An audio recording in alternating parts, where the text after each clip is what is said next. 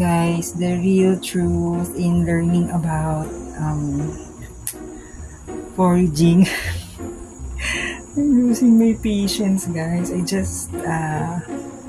Guys, it's so hard.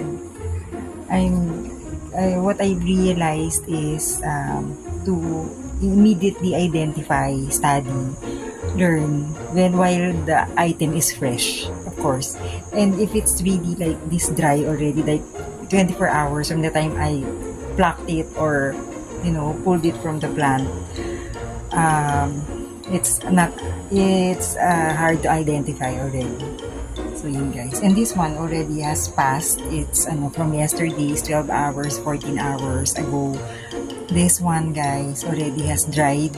If you look at the fresh look of this one, the inside of this Katmon sour wild fruit used for sour soups, you will see the difference. It's supposed to be pink, right? So anyway, so pink reddish like that. So anyway guys, those are the I think diary beginners 101 of foraging.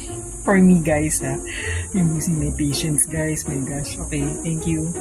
It's hard to identify the dried ones already. So this one guys, I tried this Katmon. The scientific name guys, it's there. It's gonna be written soon. You'll see it.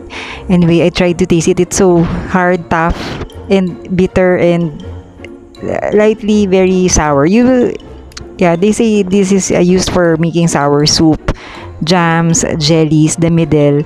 And also, did you know guys, I'm not sure I'm really not sure. I just read about it that the middle part of this one, the slimy part, can be used as for hair care, like as a conditioner.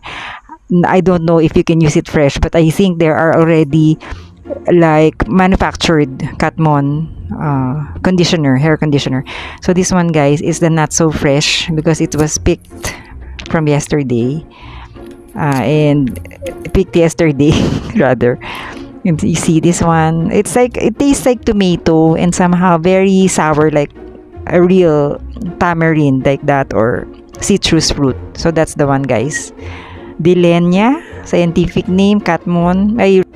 I know it's not going to be enough, the readings I'm doing, but somehow just it's really about getting curious and knowing the safety and proper way of doing foraging.